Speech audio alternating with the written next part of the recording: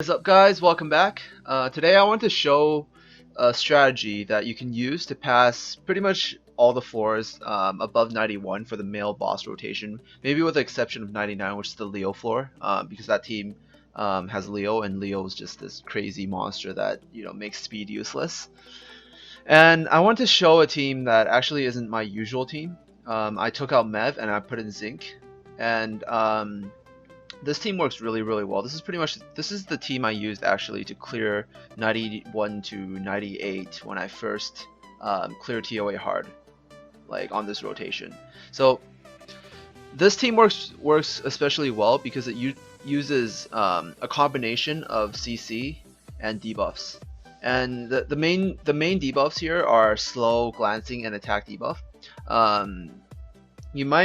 You might think that attack debuff doesn't do much in ToA, but it actually does quite a lot, especially on higher floors. Or if your monsters aren't as tanky, like you don't have the best runes and you're you're just progressing through ToA hard, you're trying to get past 50 or something. Having an AoE attack debuffer helps quite a lot. If you don't have Zinc, there are other monsters.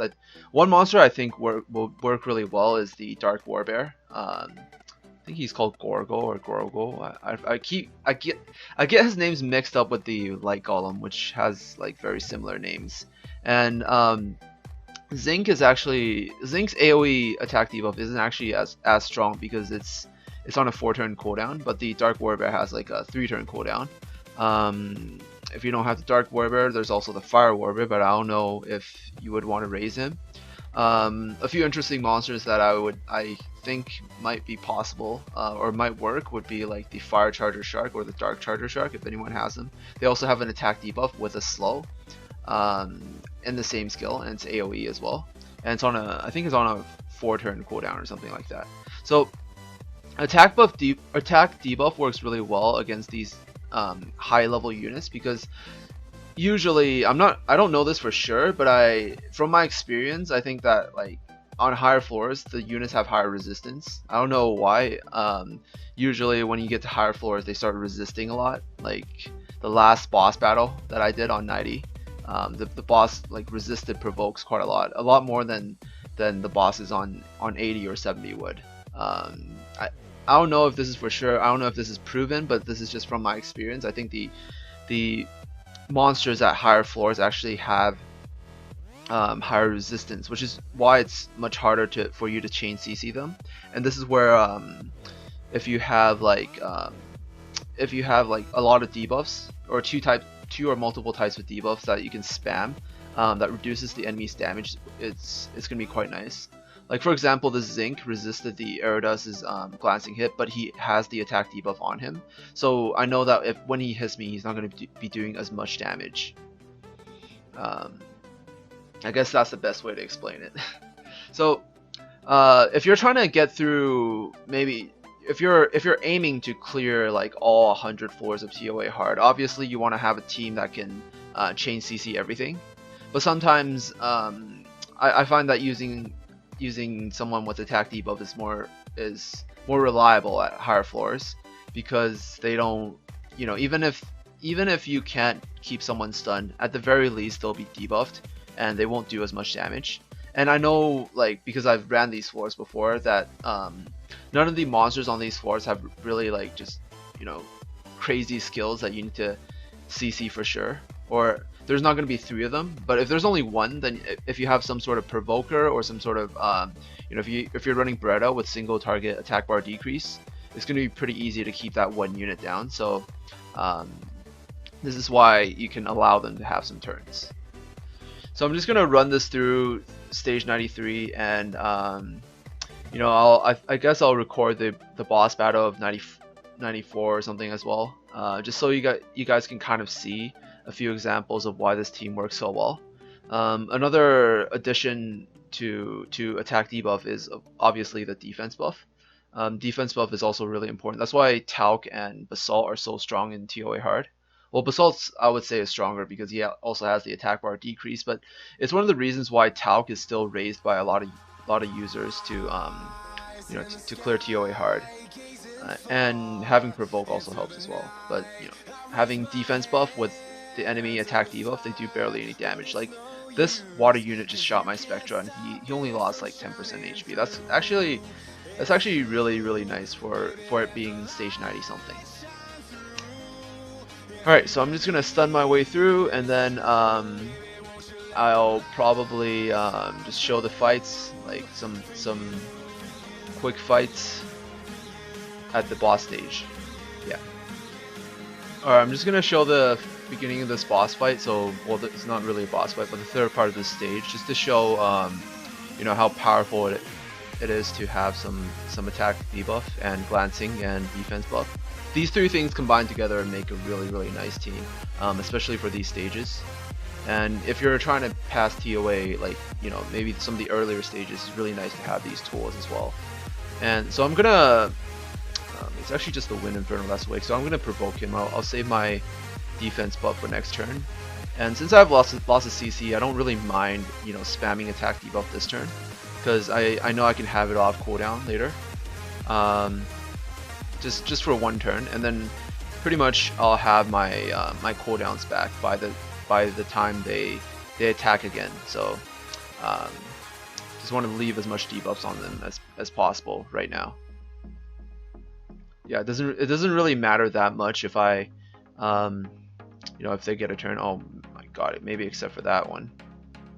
That crit was pretty bad. And attack bar fill. But it should be okay. They're still debuffed. The ones that didn't get a turn yet are still debuffed, except for the Wind one, which kind of resisted everything because he's OP. And I think Aridus should have his shit ready. Yeah, Aridus has his shit ready. So I stun again. I have my Beretta to despair stun. You know. And then the ones that are awake, I'll try to single target CC as much as possible. And try to put glancing on the ones that are still, you know, not stunned. And yeah, just combine CC with debuffs. Don't use up all your debuffs in one turn if you don't know that you can get them back the next turn. If you're not sure that you're fast enough, you kind of have to time how many debuffs or how many turns your debuffs are in order to know, like, if you can, you know, successfully chain CC everything. And if you don't manage to change CC, the ones that slip by, at least make sure they have some sort of debuff on them.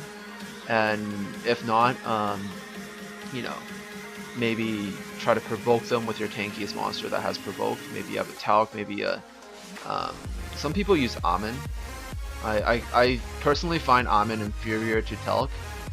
Although he is light, but he's just not as tanky, and he doesn't provide as much as ToAH. Like, you know, they both have the healing. Amin, you can argue, heals slightly more, but ToAH has the defense buff, which overall I would say decreases more damage. So in my opinion, ToAH wins, and ToAH also can take more damage if he's the one provoking. So yeah, that's just my opinion.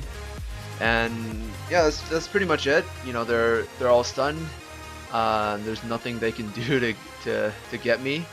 And I'm just gonna, I already have enough dots stacked onto them, so they're pretty much gonna die even if I don't change, even if I miss like all my CC, it doesn't really matter. They're gonna die anyways. And yeah, that's pretty much it. That's the debuff team, debuff slash CC team for stages 90 plus. And I'll see you guys in the next floor. I'll show the boss fight again on the next floor, so you guys can kind of see, you know, just how good this team is. So we're back at the third stage of stage 94. This stage is actually it's actually not that hard. A lot of people think this stage is hard for some weird reason, but it's basically just a bunch of healers and attack bar fills. So I guess the most annoying thing is they're gonna attack bar fill and try to get more turns than you. So if you don't have some sort of turn advantage, this might seem hard. I think most people only struggle on this stage in normal. If you've gotten here already, like on ToA hard 94, you probably shouldn't be struggling on this stage because you already have a strong CC team. You don't need to have an attack damage reduction team to do this. So I'm gonna go first turn. I'm gonna try to CC as much as possible. So 4 of them are stunned. lay my dots down, decrease their attack bars, you know, basic stuff. And I know that this Bella is still awake, and he's the only one that's stunned. So normally I would just attack decrease. If only like 2 of them are stunned, I would start using this. But since only 1 of them are stunned, I'm just gonna try to single target stun him, because Zinc actually does have a single target stun on his first skill, which makes him a really nice unit for ToA hard. But he is very replaceable. There are other farmable monsters that you can use for AoE attack, like attack damage debuff. Like I said earlier, with the Dark Warbear or the Dark Charger Shark or Fire Warbear, Fire Charger Shark. Like those monsters also have attack debuff, like AoE attack debuff. That does damage, so you can put Despair on them, and they actually have it on the lower cooldown. I think it's only like 3 turns for the Warbears, 4 turn, which is the same for Zinc on the Charger Shark. But the Charger Sharks also have a slow, so you can kind of, if you use the Charger Shark, you can take out Spectra and put in some like stronger attack bar reduction monster. Maybe if you have Barad, or if you have Bucci, the Wind Taoist, or it's basically anyone with strong attack bar reduction. You can use those as well. So this stage actually doesn't have a lot of threat. The only threat they have is if they, you know, keep increasing turns, and then they get more turns than you, and then, you know, you just get killed. But you pretty much just want to, you know, CC as much as possible, and if you can't CC them, you know, at least debuff them, which is what I'm doing right now. But it's working pretty well, because I'm actually getting really lucky on Despair stuns so far. So they're all getting stunned, and I'm not taking too much damage. So yeah, the Bella's got a turn. Bella got 1 turn. My Basalt is armor broken, but it's actually fine because I'm gonna armor buff up now. So these two kind of cancel out. I won't be taking too much damage, and most of them are attack debuff, like this Bella over here. So even if I fail all my stuns and he gets a turn, like I won't be taking too much damage. Now my glancing is up again, so I put glancing on them. That's an extra layer of safety. Since this one's attack debuffed and glanced, I'm gonna just do it to the Sylph. And Bella's probably gonna heal this turn, but it's fine. I can just let them heal. After they used up all their heals, there's pretty much nothing they can do. So, not sure if this is a really good example of showing attack, you know, debuff team. But you know, Bella hit me just now, and I took only like, you know, maybe 3% of like my max HP damage or something like that, which actually isn't a lot. Now this one that isn't attack debuff hit me for a lot more, and that's where it can get dangerous if they resist everything, or if you never, well yeah, basically if they resist anything. Because if you have a team that has like multiple stuns and attack bar like manipulation units that, you know, either decrease attack bar or increase your own attack bar, you should be able to keep the CC, or you can keep for one, keep the CC up, and 2, you can keep your debuffs on them as well.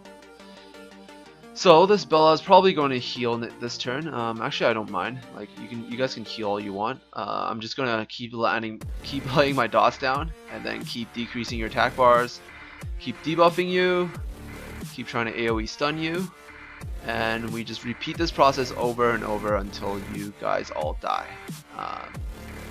If you're running a similar team to mine.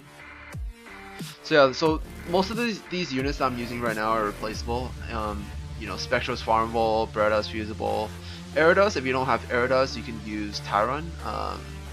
If you have Arya, you can obviously use Arya. Then you don't even need Spectra, because Arya has glancing and slow, and she has, like, you know, sleep on her first skill, which is a really powerful CC skill.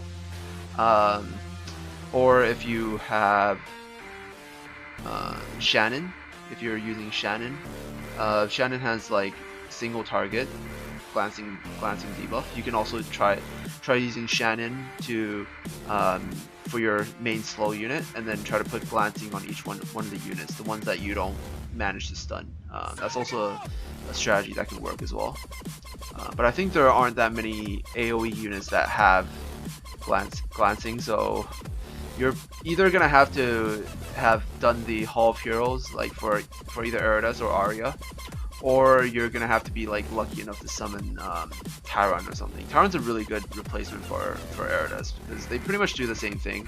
Aerodus like I would say is more reliable because you can use it on even wind units which like resist water, like Tyron's water, so they have a chance to resist Tyron's freeze. But Aerodus is light, so he's not like afraid of any element, and he doesn't glance against anything. But Tyron has a better leader skills. So if you're running Tyron, you could also run you can run Tyron Hemos then you can run Hemos for dots. And then Hemos has a single target CC that you can use to CC the units that you don't manage to AoE CC. And attack debuff units you can replace with like the Dark Warbear or the Fire Warbear or the Dark or Fire Charger Sharks. Those are pretty good replacements. I always wanted to try out the Dark Charger Shark, but I never got the chance to get them. So hopefully in the future, my future Light Dark Scrolls, I might get one. Because he's one of the only units that have like, well actually he is the only him and the Fire Charger Shark have slow and attack debuff on the same skill. And not many units have like these 3 debuffs. Like 3 key debuffs for ToA is slow. I think is most important. Slow, you pretty much need to have slow like 100%, or else you can't get turn advantage. And slow is like 50% of the enemy's attack speed, which actually does a lot more than any attack bar fill or any attack bar reduction can do. So slow is probably the most important debuff. Then it's glancing, then attack debuff.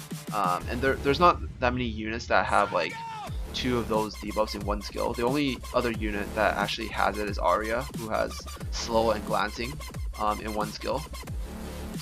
But the Charger Sharks actually have attack and slow on one skill, so I think they might fit into my team pretty well. Like if I run a Charger Shark team, I could run like, for example, I could run the Dark Charger Shark instead of Spectra, and then with this slot I can run either a Mev or run a second healer for floors that need 2 healers, and I would pretty much still have as much debuffing and CC as like the team I have right now. Well, slightly less CC, but I would still have the same amount of debuffs. So yeah, that kind of seems like a pretty cool idea. This has turned into a rant video. I'm just like ranting on about random ToA hard strategies while I manual this floor. But either way, I hope you guys learned something. I hope that you guys can clear ToA in this rotation. It's probably one of the easiest rotations I've done yet. So yeah, they have the Occult Girls on 60 or something, so it's like not too high. And most of the other bosses are just like just chain CC, provoke, and then GG you win. So yeah, if you already have all the tools you need, consider ruining them up and then throwing them into ToA hard. You might be lucky and you might be able to clear ToA hard if you know all the strategies to clearing everything. I hope this helped. I'll see you guys next time. Probably at 99. I'll see you guys there. Because I probably need to make that 4 because it's a little bit hard. It requires some special strategies to clear. Either way, peace out.